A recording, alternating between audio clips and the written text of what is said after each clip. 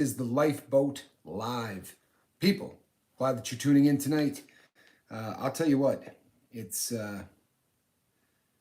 there are times, people, where, for lack of a better way to put it, what I do here on the lifeboat absolutely creates what can only be called a high.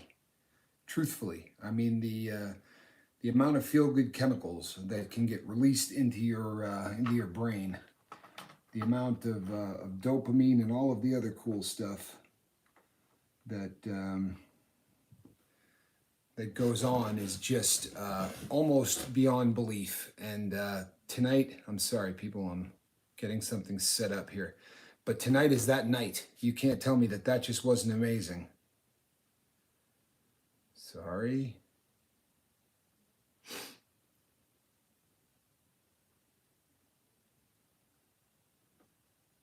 Sorry, this is my daughter. So, okay. Yeah, this was magic tonight, people. If you, by some chance, were one of the few who has not had an opportunity yet to see our guy, Mr. Joe Birdwell, if you had not had an opportunity to see what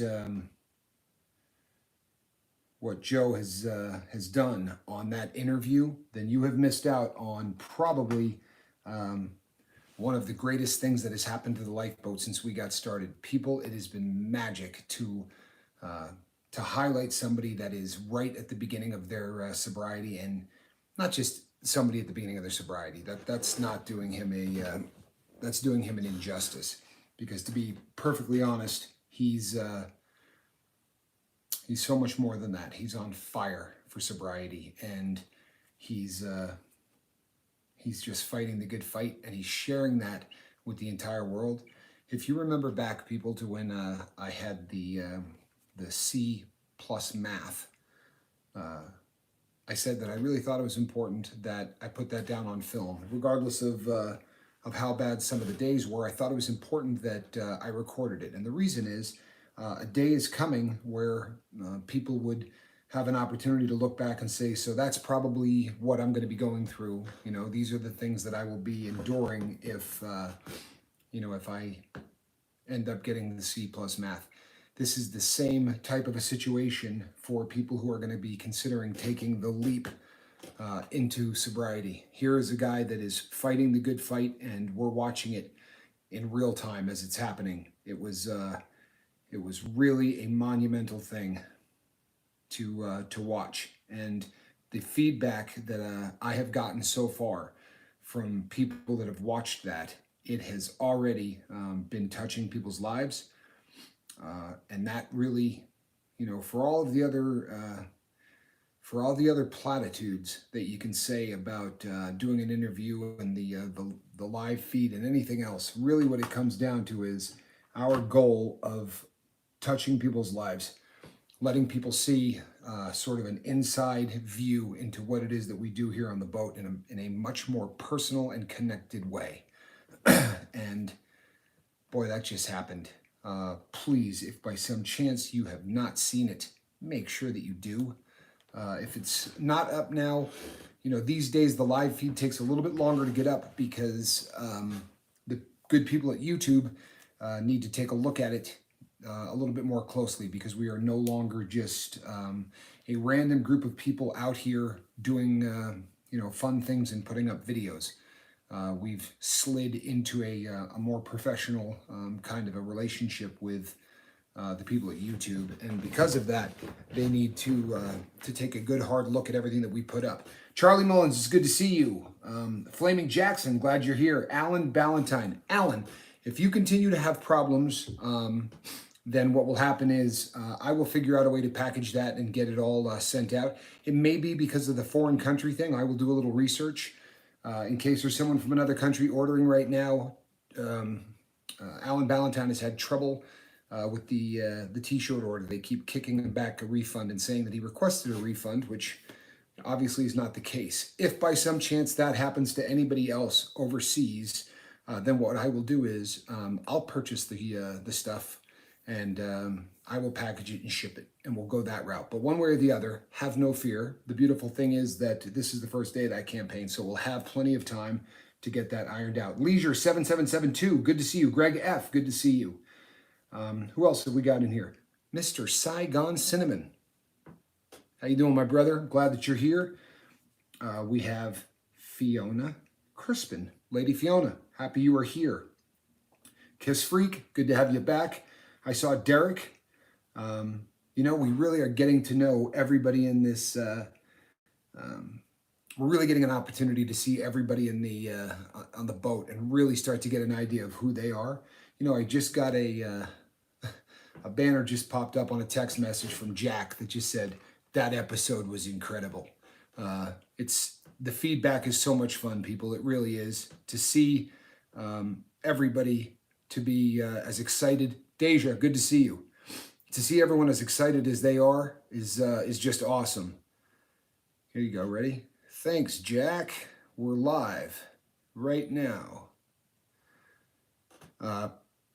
This has been an amazing day, people. And this is just the beginning. It really is. We are taking this, we are taking our message to people all over the place. I had one of the Jesse Brown, good to see you. Had one of the most surreal experiences of my short YouTube career today. I was speaking with somebody about sobriety and talking about sobriety channels and things online. And the person, I said the name of the channel, and the person said, you know what? I've seen that. I said, what? He goes, yeah, I've seen that pop up on the feed. I was going to look at it the other day, but something came up. And just to know that we're getting pushed out right now, people. The boat is going into ports that, you know, where we have gotten so far is you, all of you, word of mouth, you guys sharing videos, sharing, you know, things to your social media platforms. Obviously, a ton of people are already sharing the video that was done with Joe today. That's huge. That's a really big thing. And that is what has built the boat up to this point.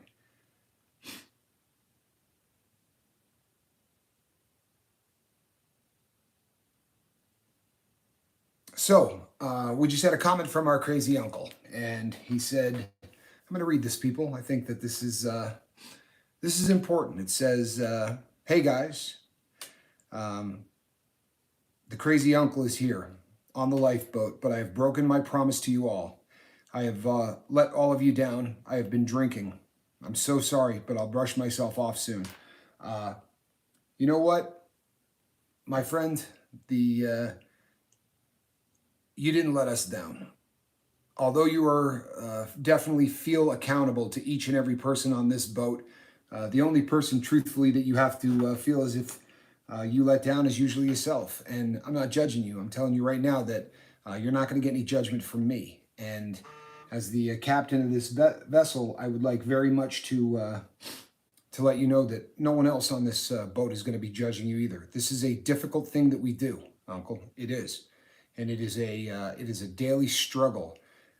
What I would ask, and this is you know, directed at everybody, myself, every single person, what I would ask of everyone on the boat, when you feel that that you're at that stage, when you feel like you are at that point where you're going to drive to the liquor store, or you're going to pick up the phone and call the Connect, or you're going to do any of those things that that is going to switch you from the desire to use to actually using, that you come here first, that you come and you leave a comment, or you go to the little safe harbor that we've got over at Facebook, but you reach out to somebody on the boat and you just tell them that you're slipping. Because I promise you, the best tool that we have is you know, the relationships that we have built here on this boat. That is the tool. You know, there's a reason that people all create sponsorships, no matter what the program is, to have a sponsor. Well, here you've got a very large family of people that all would be ready to talk to you. But we're not going to judge you, my brother. It's not what we do here, man. I mean, for real, it is not what we do here. I'm so bummed out I can't tell you, but I'm not bummed out, you know, that you know, you had a misstep. That's not what I'm bummed out about. I'm bummed out that you're feeling bad. You know what I mean? I don't want anybody on this boat to feel as if they're suffering. And right now you are. That's kind of the nature of relapse, is that, no one is going to beat you up like you're going to beat up yourself. And that doesn't, it's not going to serve us much. Take the time to analyze this. Jack is back. People, my best friend just popped into the live feed. Jack, good to see you. As I promised people, Jack's interview is coming up soon. Uncle, you dust yourself off.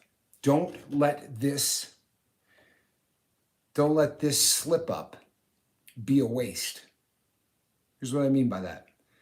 If you just get up and you say, all right, well, starting right now, I'm going to stop drinking again, and this is, I'm moving forward.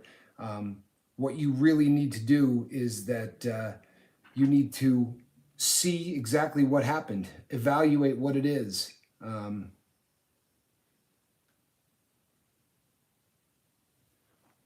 would like you to just evaluate what happened to you.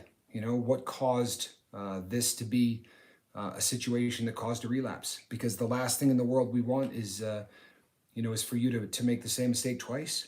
But no one's going to judge you, man. It's just get up, dust yourself off, evaluate, see if you can learn something from this, and then start the process again. And if that's a step that you're ready to take, we're going to be here to support you. And if it's not a step that you're ready to take yet, when the time comes, we'll be there to support you. And in the meantime, don't stop checking in and being here, because again, we don't judge people because they have missteps. That's just simply not how it works. It's really not what we're after. It's not that kind of situation. What we want more than anything is for you to keep the course and to be a part of this. I just don't want to let these people down because they were all suffering, but I'm going through difficult times at this moment. Again, you didn't let us down, brother. We're here to support one another, but your sobriety is your life. It really is about you, and it's about, what you want to get out of life. It's not about letting us down or doing anything of that kind. It's not a matter of that. It really isn't. And it's one of those situations that it's tough. It really is. But don't focus on on us. This is a time where you focus on you, and what you're going through, some tough times in life. If it's something that you want to talk about, there are people here that are ready to talk to you about it. But really, don't let this become a situation where you beat yourself up constantly and nonstop, because it's simply not a situation that needs to happen. Hot Sauce Junkie says, hey, Tommy Scoville, first time joining your live stream.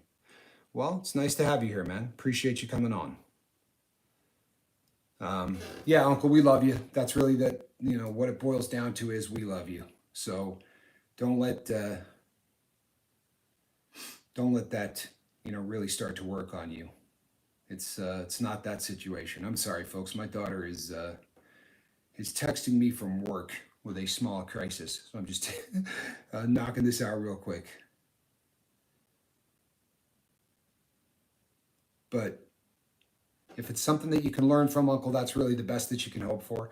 And if you're ready to to start the process over again, then we're here to support you the entire time. That's the nature of what we do. And it should be. I mean, anybody in recovery, the more that people can help one another, the better off everyone is going to be. But people, I really want to take the opportunity to celebrate. I'm absolutely on cloud nine from all that happened on the live feed that we did today. That was just unbelievable. If you see Joe, man, give him a virtual high five, give him a virtual pat on the back, because truthfully, the level of honesty that that he put out was magic. To talk about his childhood and that experience at 5 years old. I mean, one of those things that really just rips at your heart. You know what I mean? It was really one of those things. So we are so happy that he took the time to do that.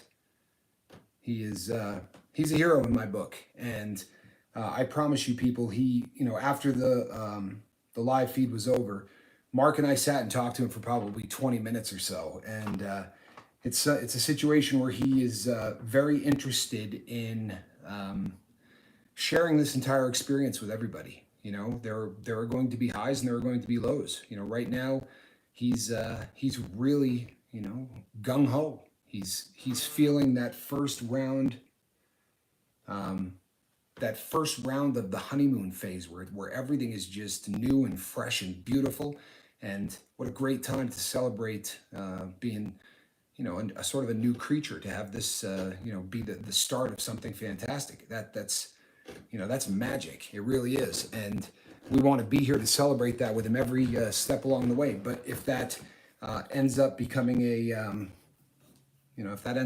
a stumble, we're going to be there for that as well.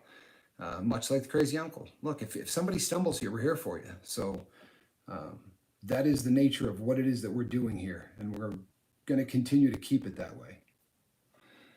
Seven Sun says, was waiting for notification. Revise my Wi-Fi was down. Oh, your Wi-Fi has a way of doing that and leaving us high and dry and in the lurch. But we're glad you're here, my friend. Really, we are. Kathy.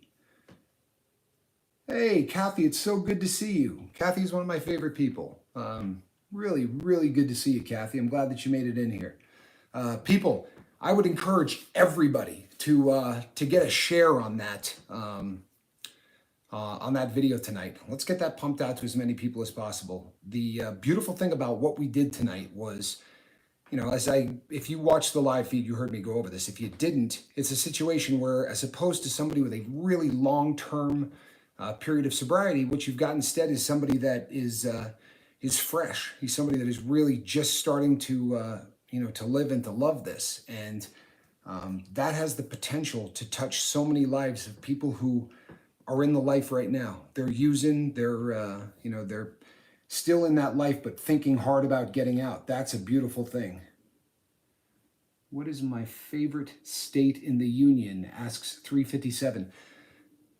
Yeah, that's a really tough question. I love where I'm at right now. The Nevada is a great state. Lake Tahoe is one of the most beautiful places on the planet.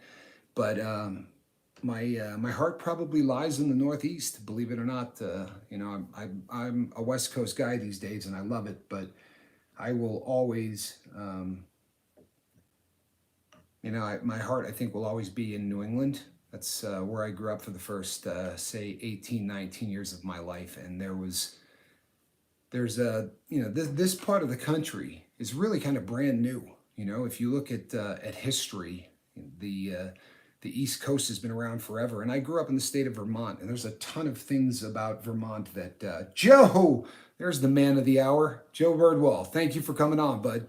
Not just earlier, but now. Joe, you're a hero, man. That was absolutely amazing. The feedback has just been incredible, and I would imagine that you're flying high from that the same way I am. That was just incredible. I had so much fun doing that with you. I really did. And as I said, you saw Mark. He was definitely having a very good time as well. Greg F. Really good to see you. Might watch Leatherface tonight. Okay. So yeah, Vermont. And Vermont's one of those states that there's a lot that you can be proud of. Vermont doesn't have any billboards. I don't know if you can imagine what that's like, people. To drive through a state and not see one billboard is really, it really is a state that almost seems like it was frozen in time. It's if there are places in Vermont, especially some of the really old towns, that if you took a picture and you just removed all the cars from the street, you wouldn't know if it was 2010 or 1910.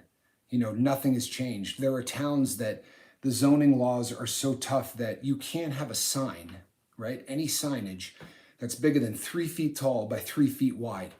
So you've got these hotels that have, excuse me, you got hotels that have 300 rooms, right? Big, huge, massive hotels owned by the Rockefeller family rock resorts, and 5-star hotels. And there's a sign hanging out in front of it this big. You know what I mean? Like a shingle almost. There's nothing there that, there's no neon flashing, just none of that at all. And it's a state that has no industry to speak of. I mean, Burton snowboards are made there. But other than that, there's just really not much of anything. They have, most of the money that gets generated is from tourism. A lot of people show up there, especially this time of year, to watch all of the different leaves change color, which is really beautiful, like the palette of autumn with every color you could think of just turning and changing. It's one of those places that, oh, and they make maple syrup. But they were also the first state in the Union to vote to do away with slavery, which I think is really cool. And they did it more than a dozen years before the Civil War. So they were really kind of ahead of the curve on a lot of things, which, I don't know, that's something that you can be proud of, if that's the state that you're from. Hot Sauce Junkie says, Tommy, what brought you into YouTube? Well, I mean, the first exposure to YouTube was because my brother had a channel, and I was doing a segment on there you probably saw. I was doing Tommy's Picks, but when I was in prison and I was putting together what I wanted to do with the rest of my life, much like the conversation that we had today during the interview, I very much wanted to fight addiction. Like, that was something that I knew I wanted to do for the rest of my life, and using YouTube as the forum to do that was not my plan. But once I sort of got a look at the inner workings of just how YouTube worked, I thought that it was a venue that was going to work really well for sobriety. I mean, the nature of any YouTube channel that has any amount of success at all, and by that I mean, everybody judges success differently, but I mean not money or a million subscribers or whatever, but any channel that is successful in getting a community that sort of builds around the planet. I mean, around the channel rather. You literally create a community, and sobriety lends itself to that beautifully. If you're going to remain sober, one of the best tools that you could possibly have would be a community of people who want to support you and help you and celebrate. Right now we're celebrating Joe. 13 days. There will be haters who who make comments about 13 days or whatever, but 13 days is a massive step forward, a really great start for the rest of someone's life, and to celebrate those accomplishments. It's hard to do in the real world. People are going to cut you down. It's just the nature of our society is that nobody wants to hear about how long you've been sober. They just wanted you to never have to be in a situation where that was an issue. So yeah, I guess that's really what brought me to YouTube. I thought that social media misses the mark massively, right? So many great things could come from social media, but instead, you watch a lot of videos of people getting hit in the junk with baseballs and, kitty cats and things like that.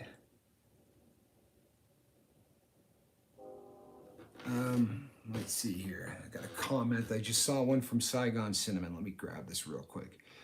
As Saigon knows, I'm only going to read the first 2 lines of this because I don't finish any of your comments. I'm sorry. Let's see. Saigon says, your Tommy's Picks now are the crew letters. It makes perfect sense. You know what? There's something to that. There really is. It really it dovetailed in beautifully. And, while I was doing Tommy's Picks, it wasn't necessarily the plan, but when I started doing Tommy's Picks, nobody ever saw me, but they got a pretty good dose of what my sense of humor was. And as I was there longer, you probably remember the time where I finally just got to a point where I thought that everybody should know who I was. And I guess, for lack of a better way to put it, I kind of came out of the closet as a convict. I admitted that I had been in federal prison, and I admitted that the first round was I admitted that I was that I had been addicted to heroin. We had a lot of people that were cracking a lot of jokes about drugs, and I got kind of sensitive about it, and I felt the need to explain to people why I wasn't, I didn't find a whole lot of humor in jokes about people being strung out on drugs. And when I told people, that I had been a lifelong heroin addict, the response that I got was one of the other reasons that I ended up on YouTube. I really did not expect. He says, I still have my first Tommy. Yes. I used to give out the Tommy Awards, over there. So Saigon definitely was in there regularly. In fact, that's how he got his name, was through Tommy's Picks. But the response I got was incredible. I really thought that trolls were going to have a field day with me. And Johnny and I talked about it at length, and both of us sort of, we assumed that there would have been, something tough. So it was one of those situations that, when I saw how people reacted and how people treated me, I felt, pretty solid. Derek again says we need to get this this channel up to 1 million subs. I tell you what, I like that as an idea. I really do like the idea of this thing. Not because I want, the YouTuber thing. Truthfully, people, I'll tell you what. There is baggage that comes along with being a personality on YouTube that, no matter how much somebody warns you about it ahead of time, it is something that takes a tremendous amount of getting used to. And I would say to people that are starting down this road and this process that you might want to be careful what you wish for. I was having a conversation with somebody about this the other day.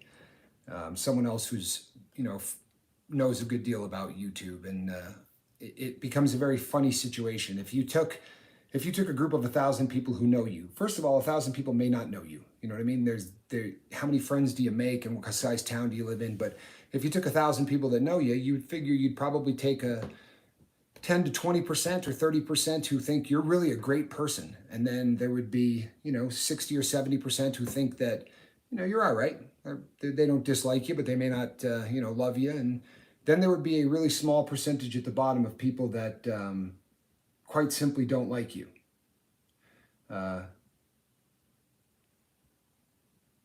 And I ended up, now I'm in a situation where there are only two camps of people on this planet. There are people who really, really like me, and there are people who really, really hate me. And that's one of the things about being a YouTuber, is it's one or the other. I either have comments of people that say, I love you and I love what you're doing. And the other comments are, I hope you're found dead with a needle in your arm. Those are the two camps, and that's kind of a bizarre thing. But it is. I'll tell you what, any baggage or anything that you get that comes along with the YouTube and the YouTube phenomenon, if you start wondering whether it's all worth it, well, I'm just going to go back and watch Joe's interview. I'm going to read the comments section during Joe's interview. I could do the same thing with Derek's. I could do the same thing with Journey's. And I could do the same thing with Chris's. These interviews are pumping a lifeblood into me that is that's absolute magic. It really is. It helps to really put in perspective exactly what it is we're doing, and just how important it is. Just how important what we're doing here is. It's not. There's a lot of people that start channels purely for the purpose of having fun. In fact, I think most people do. My brother is a very, very successful YouTuber, and he started his YouTube channel with nothing in terms of ambition. Johnny just wanted to do what he did and show people that he could, and had no hopes whatsoever of it doing anything. So, now with him closing in on 110,000,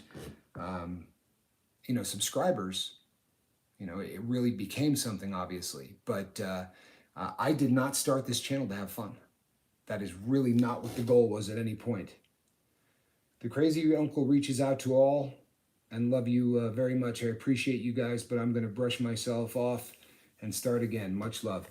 All right, my friends, if you're leaving us for the evening, my fervent request, my prayer, and my hope is that you don't beat yourself up too bad for this, and that you don't take it too lightly. I would remember the feeling of relapse. I would memorize and etch into my brain the feeling of disappointment, because the time will come again where it could happen the next time, and I would, really hope and pray that the next time you're going to reach out to somebody on the boat first, and then if after talking to some people on the boat, it still happens. Well, you made the effort to make sure that it doesn't, and I think that's the best possible case scenario. Um, it really is one of those. Yeah, it's one of those situations. Just remember what happened, and we're going to be here, Uncle. I promise you, and we're going to love you the exact same tomorrow morning as we do tonight. Let me see here. I've got. Let me see what other comments. We're going a little more interactive this evening, people. That's always fun. X-Ray 88 JIXX, I think, says, people, I really should have the old man glasses on, but I don't. It says, it's been since 9/11/2016 for me, and no one deserves to die from an overdose. The demon of addiction is no joke. I thank my higher power for every day I get on the blue earth. That's a beautiful sentiment. And you're right. Absolutely nobody deserves to die of a drug overdose. And people, I live in a small, as far as cities go, I live in a very, very teeny city, right? I live in the biggest little city in the world, in Reno, Nevada. I'm closer to the California side, but I do still fall within the mailing address of Reno. I'm not near the city, but today in Reno, a truck was pulled over and they searched the vehicle, and there was over an ounce of uncut fentanyl in that truck. 28 grams of uncut fentanyl. You have any idea how much dope that was going to be by the time it hit the street? I mean, what they can do with that much pure fentanyl is astounding. I mean, that would keep this town going for a long period of time. And when I was in the game and I was living the life, fentanyl showed up from time to time, and occasionally you would get dope that was spiked with it. And if you're a smoker, if you were someone who smoked heroin as opposed to somebody that just shot it, anytime there's any kind of an adulterant like that, when they started mixing fentanyl in it's a very, very different taste. It is very much chemically, and when you smoke tar heroin, there is no chemical taste to it. It is very organic in the sort of the flavor of it. But it's for a little town our size, for someone to have that much pure fentanyl and get caught.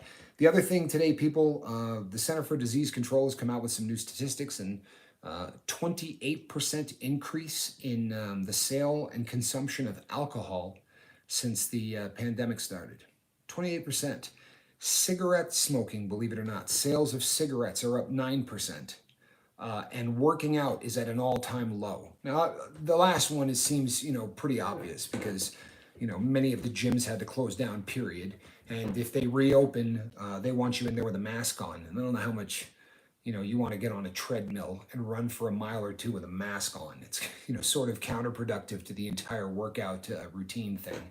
But this has had a really dramatic effect on our country, and the number of lives who are being really seriously affected. It goes to show you, people, that in a lot of cases, when you radically change someone's environment, the use of drugs or alcohol is going to be a something that people use as a way to deal with that.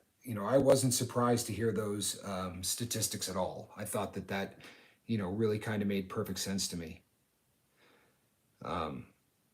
Hot Sauce Junkie Tim says, I love stories and people that I've known that got caught up in the drug world with pain meds. Yep, pain med addiction seems to be the gateway to harder stuff. You know what? That's really kind of an astute comment, because for the longest time, any and all gateway stuff always came back to weed, because it is usually the first mind-altering substance that people try, because obviously it's the one that's most harmless. So it's the one that most people end up trying. It's also very, very accessible. It's not hard to come across. However, recently, statistics are proving that is no longer it's no longer winning the battle of the gateway. Right now, there are more people whose first experimentation with drugs are raiding medicine cabinets. There's a big push across the country for people to lock up their medicine chest, or to take control of the things that they have in there. And if you're a parent, this is something you should really take to heart, because if you're not in the life, you're not a drug addict, and you're not someone that parties, and you go and get your wisdom teeth out, and they give you 36 Loratab 7.5s, or they give you, Norcos or whatever the case may be. Normal people without, that party gene, people without the addictive personality, they're going to take those until the pain stops, right? And once they start feeling better, well, I'll move to Advil. I don't really need to take the harder stuff anymore because it's not hurting me that bad. And that goes right into the medicine chest, right? Waiting for the first person to come along, um, pick it up, and do whatever they want with it. And that's a real danger, people. It really is a danger. And there are medicine chests. I won't lie to you. There was a period of time in my life where if I could get in your house, the first thing I said was, "Can I go to the bathroom?" And the hope was to try to catch that medicine chest, to go in there and see if anybody had anything put up in there. I was definitely that person for a long period of time in my life where if I could get in there and grab that, I absolutely would, which is awful, but that is who I was. You're right, my friend. That is a very, very wise statement. Um, it really has become an issue. Joe Birdwell, I love looking down and seeing your name in the comment section, brother. I really, really do. It absolutely tickles me to death to look down and see you. That's just a beautiful thing. It really, really is. Linda Ingram, I didn't see you come in, Linda. Virginia, I didn't see you come in either. So good to see you, ladies. I am happy that you're on the boat with us tonight. People, please make sure that you share that video with Joe. Let's get that out to as many places and as many people as we can, because there are people today in the life. There are people today living not their best life, but their worst life. And this may be the single best recruiting tool going. A video of a person just getting clean and getting clean on the boat. And that is a recruiting tool. It really is a great way for us to help people. When I say try to save somebody, here's your your nuts and bolts. This is how I do it. Share that thing everywhere you can on social media. Share that video. Let people know what it is we're doing here and why we're different. We see here. Miss V, I do think I may be going into a shelter to stay safe. If you don't remember, people, Miss V was the lady that was in the comment section during the live feed who talked about the person that she was living with has a drinking problem and had attacked her, tried to gouge her eyes out. It was not a casual kind of a thing. This was a vicious attack, and he was sent to jail. And our advice was that she reaches out and tries to find, some place that she can be safe, because those cases of domestic violence and domestic abuse, they progressively get worse and worse. And the last thing in the world that we want is for you to find yourself in a situation where your life is threatened. We don't want you to be in a situation where anyone is hurting you in any way. But God forbid it continues to escalate. It's just not something. But I'm telling you right now, all of the resources out there, please reach out. There are so many different resources for people in that situation. You do not have to live in a situation where someone is hurting you. It's never okay, people. We talked about it and talked about it again. It is never okay, ever. So, Miss V, you are still in my prayers, and I promise you will stay there. It is, something that I really feel very, very strongly about. And if you read the comment section right now, it's pretty obvious that everyone here feels the same way. We're all keeping you in our thoughts and prayers. It's important stuff to us. Addiction do you all have? Crazy Uncle says, the Crazy Uncle wants to know what addiction do you all have? And I won't judge anyone on the lifeboat. If you don't mind me asking. That's the Crazy Uncle. Well, mine was heroin. I abused everything at one time or another.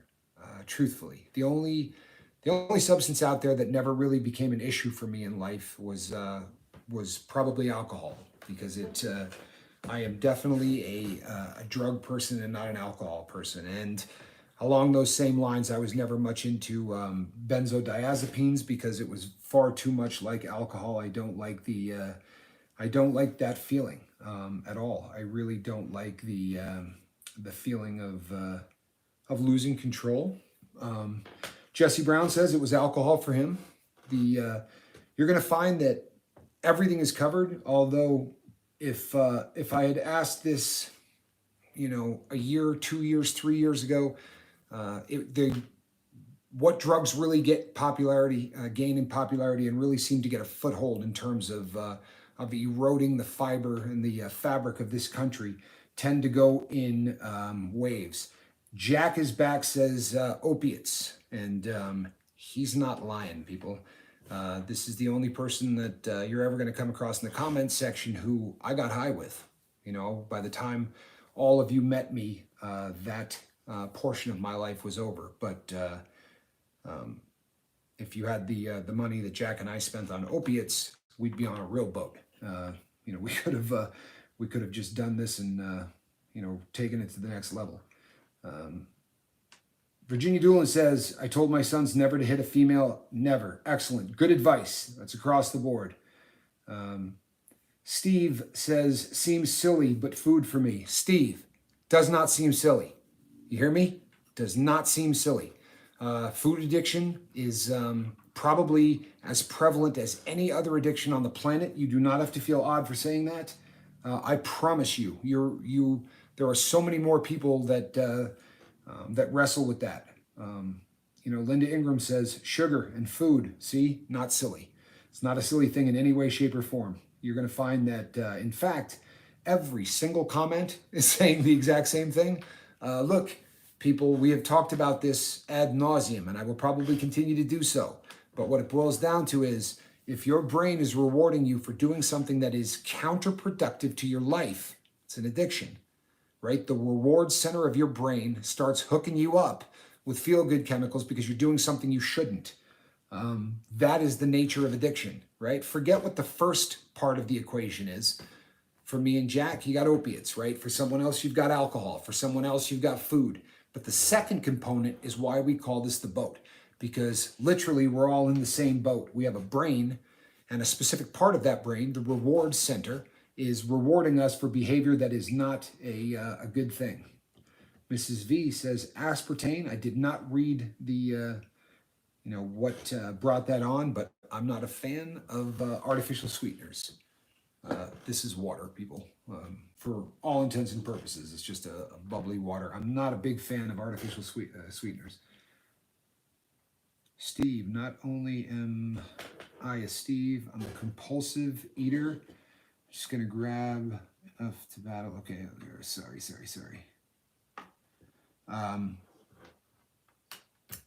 Miss V, addiction, Saigon. Let's see here, Laura Ingram. So yeah, it doesn't. People, it matters not what your the first component is, whether that's food or porn or a slot machine. Jack, when Jack and I first met and were hanging out, he was still living in the state of Nevada, and this is a very, very unique state. Big junk food is $1 trillion industry for a reason, says Jack, and he's right. I mean, don't kid yourself for 1 second. They are engineering that food to do exactly what it does. It's not enough to deliver a big kick of sugar. They want it to be a big kick of sugar that sends you up and then immediately crashes you because you're going to go back and eat more of it. This is not an accident. They are, I promise you, this is what they're doing by design. But Jack and I lived in Nevada, and you talk about a state you can gamble in. You go to a 7-Eleven and you walk in the front door and there's 6 to 8 slot machines, Jack, something like that. There's like, as soon as you walk in there, half a dozen, maybe 8 slot machines. You go to the grocery store, slot machines. You go to the movie theater, slot machines. There is nowhere in this state. We used to joke all the time that, there's got to be at least one church in this state where you can, play video poker in the back of the church, because it's one of those things that it's so pervasive. It really is. You go to, what strip malls are, people, right? Every state in the union now has these. They're like mini malls, or just strips where one, business after another, and they're usually smaller businesses. We're not talking about the really big ones. Some church wins back in the day. So you've got all of these little strip malls in Nevada. In every one of them, there's going to be a small little casino. They call it Dottie's. And when you walk into this is a chain. When you walk into a Dottie's, and they're in every strip mall you can come across. You go in and they've got little wooden tables with checkered tablecloths on it, and it's set up almost like grandma's house. Like that's the image that they're going for. But in there is going to be 70 slot machines and digital machines. It's just such a part of the culture here that it's incredible. Or sports books. I told the story on one of my earlier videos, but when I was in the throes of my heroin addiction, I robbed a sports book casino, and it was right next door to a Scolari's grocery store. I mean, it is such a part of everything that happens in Nevada. So the number of people that have gambling addictions. When I recently went, I think I told everybody, my probation officer, everybody in the feds goes through drug counseling. Everybody. It's mandatory when you leave. There are certain things that are mandatory for everybody that are coming out of prison. Drug testing and also going and getting these counseling sessions. Well, they fired the people that I was doing my counseling with. So I've been with them for 6 months or whatever, in there telling them my life story and doing all of that. And then I walked in for my meeting a week ago, and they said, we don't have the contract anymore. Now what you're going to have to do is go and start all over. So I went to the new place, and there were 6 pages in my intake about my gambling. And when I just said this isn't a part of my life, they were incredulous. There was no way that they could believe that living where I do, there wasn't gambling somewhere in my life.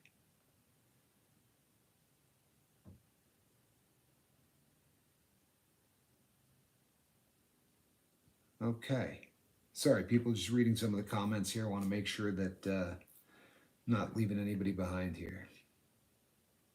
Okay. Yeah, so gambling is huge, pornography is huge, sex addiction is huge.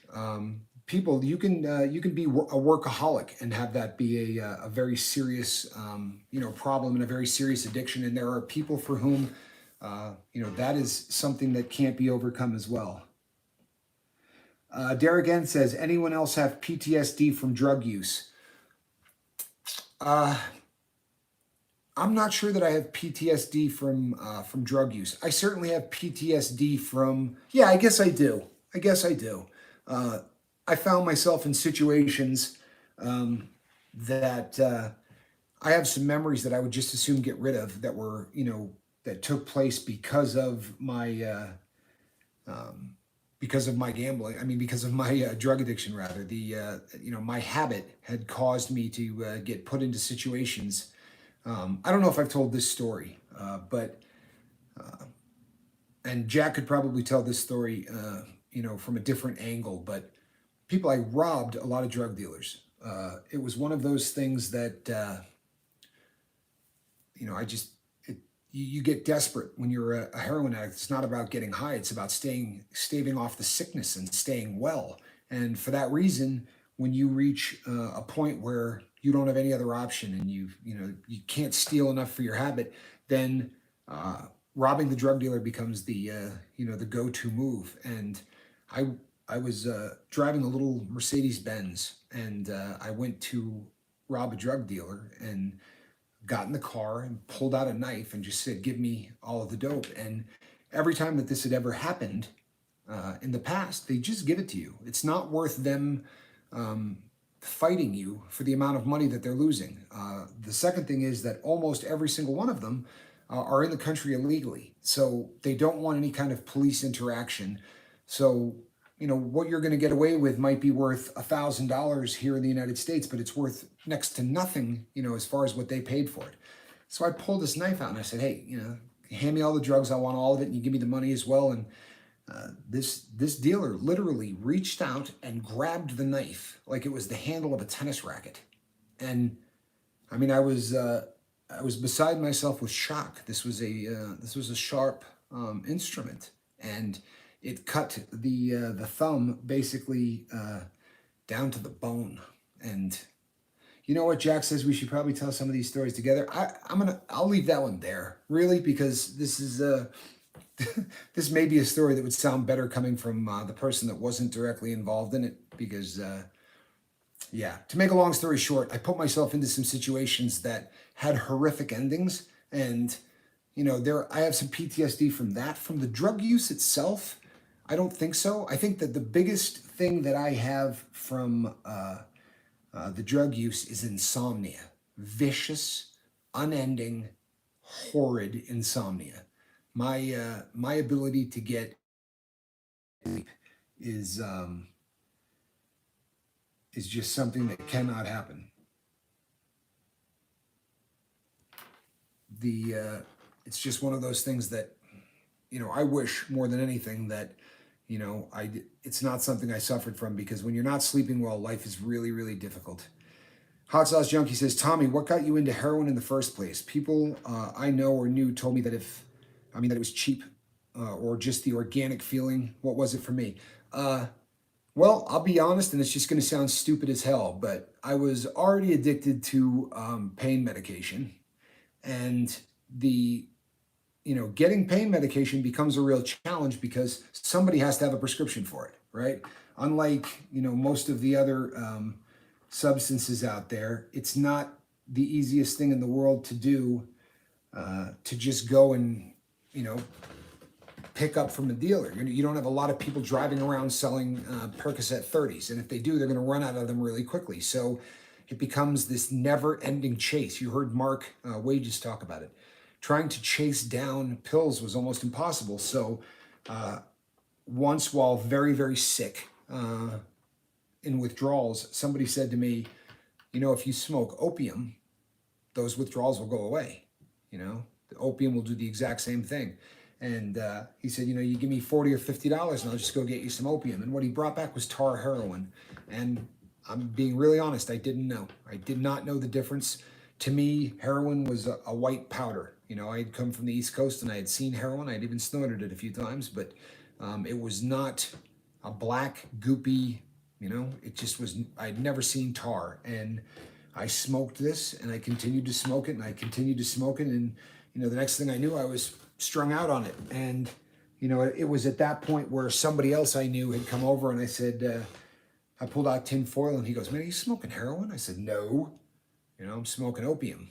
And he came over and said, I assure you that you are not smoking opium. That's heroin. But by then, I had been smoking it long enough where I had a very legitimate habit, and there was no way that that I could do anything about it. So that's, again, it sounds stupid. And Jack says, Stadol. You know what, Jack? You can save that story too. People, I promise you, now that Jack's here, see, last time I put him on the spot, he had actually already gotten off the live feed. So now that he's here and listening to this, I'm going to have Jack on this week. Jack will do his first interview with the lifeboat this week. So, and there's going to be a whole a series of of interviews and story time with me and Jack. So, but the first one will start this week. I promise you. I hate computers more than I hate anything. I'm sorry. I'm Keith Richards.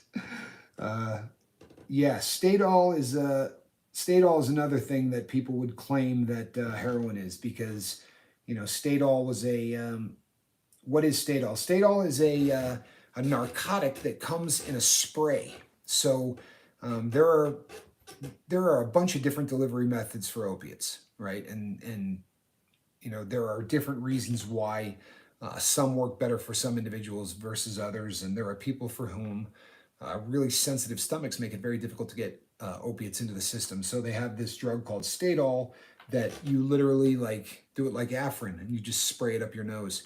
So there are a great number of people who will snort heroin thinking that it's Stadol, because you can take tar heroin and throw it in water and it will melt. And then you take that water and spray it up your nose and it will do the exact same thing. Yeah, Stadol nose spray, that's correct. Saigon is calling it an evening. Saigon Cinnamon, I love you, my brother. Salvia is very bad, but it's illegal most places now. I've only done that once and I did not enjoy it.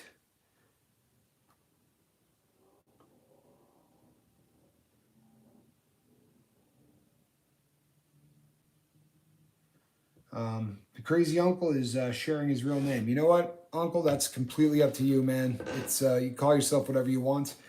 My experience is this. Uh, you know, your real name being out there is great until people don't like you. And then having your real name out there just traces you back to family and all kinds of other stuff. So do what you feel right, Uncle. But I have no problem being your friend and just calling you the crazy uncle. So that one is completely up to you. I'm not getting into that at all.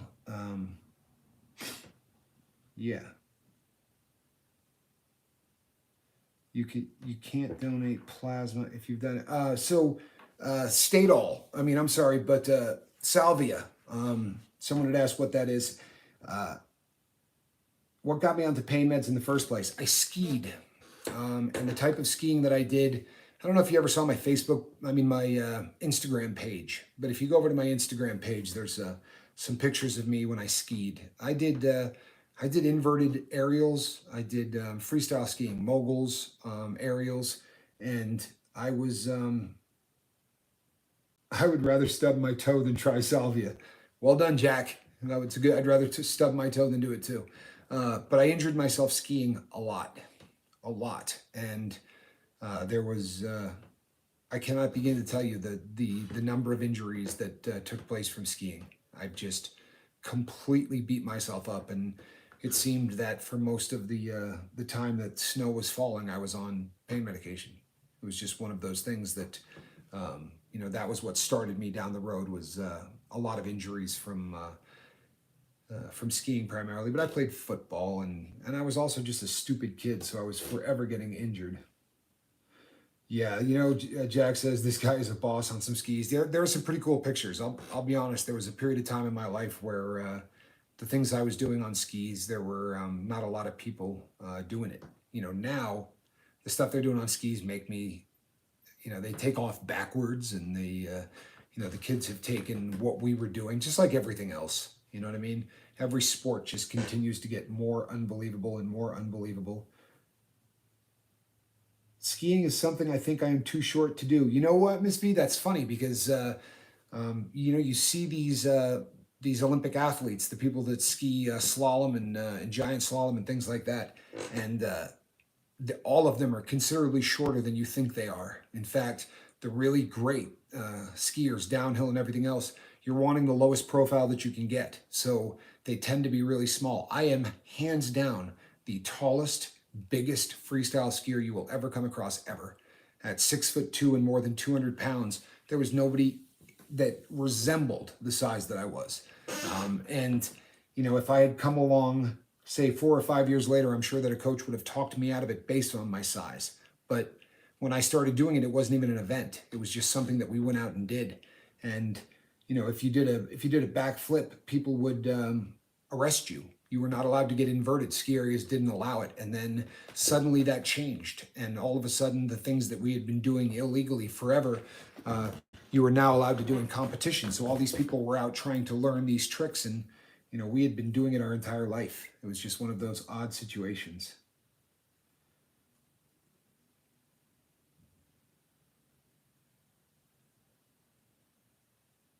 Oh, yeah, I'm not telling you you can't say the name, Uncle. You absolutely can. Or you can just reach out to any of us on Instagram Messenger, and we can go that route. Yeah, I wasn't telling you not to. I was just saying, it's your decision completely. But it's one of those things where I do respect the anonymity of anyone that wants to remain that way. That is completely 100% up to you. I mean, if you look at YouTube, we have a lot of people that use a lot of different names. It's they actually have a policy to keep people protected that way, right? If you've never looked up the word doxing, you could look that up and read it. Yes, I would not be surprised if CTE doesn't have something to do with some people's addictions. How many times do you think we got knocked in the noggin between the two of us? I'm telling you. And he's referring to chronic traumatic encephalopathy. And that is a diagnosis that you do not get until you're dead. They literally cut up your brain in order to make that diagnosis. And without getting into huge amounts of detail, because it's personal and it's not that important, but I suffer from a form of cerebral infarction, which was a direct, it is a direct result from literally dozens of concussions, that I got while skiing. And we didn't wear helmets. It wasn't something that we were mandated to do. That happened later on down the road. And that's just one of those, things that, but yeah, they're doing studies on this right now, and people who have had traumatic brain injuries, people who have had numerous concussions, are definitely, in many cases, more susceptible to not just addiction, but what they say that you're susceptible to is your ability to make good decisions, right? Get really clouded. This came up at my sentencing. They talked about this a lot at my sentencing because, if you talk to somebody and they have a decent IQ and they're, articulate, and when you sit and talk to them, you think, well, this is a fairly intelligent guy. And then you read their criminal record and you go, what the hell were you thinking? But impulse control, when you have too many shots to the head, one of the first things that you lose control over is impulse control. And saying no to drugs, it really, that is something that is, directly hand in hand kind of a thing with, with impulse control. And it's something that I most assuredly wrestled with. And when I was trying to become, a new person, it's one of those things that I really have to guard myself. I have to constantly be thinking and overthinking and checking, is this a really stupid move? Like I said, I'm going to pressure Jack into coming on for story time, and you're going to hear some stories, because the person that the person that is speaking to you right now is not the person that Jack's going to tell you stories about. He as he just said, self-destructive behavior. Jack will he'll take you through story time, and you're going to hear things about me that are going to seem like he's talking about two different people, and I really believe he is. When I was instant jackass, just add heroin. You know what I mean? Like that, the decisions that I were making were just awful. Joe Birdwell says, good night, everybody. Thanks for the opportunity to share tonight. I'm falling out. Good, my friend. That's the way to go to sleep. Head on in there. Enjoy your night. Please thank your wife for us, for jumping on the feed, and for just sharing this journey and allowing all of us to share this journey with you, because it's just, this is an amazing thing. And it really, we owe her one. We really do, to be sure. But people, that is going to bring us up to the 1 hour mark. As I promised, on this weekend, I'm going to do one feed that's a little bit longer. And maybe that will be tomorrow night. We'll do one live feed. But today was a day that, knocked the stuffing out of me a little bit. It was one of these kind of days, you know what I mean, where you do the emotional roller coaster thing. And the end of it was just incredible. Joe doing the interview was Mark and I were, after that interview, we were sitting, the three of us, in a Zoom room, right? A little, the back office on the Zoom call, and we were bouncing off the walls. Everybody was really excited. Unfortunately, when that's over, we all and then I had to sit and hang out for an hour or so and wait for this live feed. So I am absolutely bushed. Hold on. Question for those down under. Is there a real beef between New Zealand and Australia? Yes, they hate each other. Absolutely. No, I'm just kidding. I don't have any idea. That's probably one that you could ask. Captain Tommy, the crazy uncle would like to know how to FaceTime you if possible. Send me an email at captaintommyscoville@gmail.com. captaintommyscoville@gmail.com. That is on everywhere you can look on the YouTube page. If you go to the channel, it's listed everywhere. There's no way you can miss it. Send me an email. I'd be more than happy to do that. And we could set it up and talk. I think this would probably be a good time to do that. All right, people. I am going to call this an evening. I want to thank each and everybody that got on. There's a bunch of you, so I'm not going to go down the line and, because I don't want to miss anyone and hurt anyone's feelings. So I'm just going to say goodbye to everybody. I will say a special goodbye to Jack. Appreciate you coming on here, my friend. I love you like a brother. And between now and the next time that we get together, which should be tomorrow morning at about 8 o'clock, I do want to say thank you very much. Really appreciate everything you're doing to help this channel grow, because it is. It's growing, and it's reaching a lot of people, and that's the dream. Between now and tomorrow morning, you know what I want you to do? I want you to go out there and try to save somebody. Oh, and don't forget, people, all of the merchandise, Saigon Cinnamon, Never Quit Quitting, all that merchandise is now available. Just go hit drop down box, all that, you know where it is. Head over to the channel, and hoodies, sweatshirts, long shirts, the whole works. All right. God bless you all, and I will see you in the morning. That's it, everybody. I'm out of here.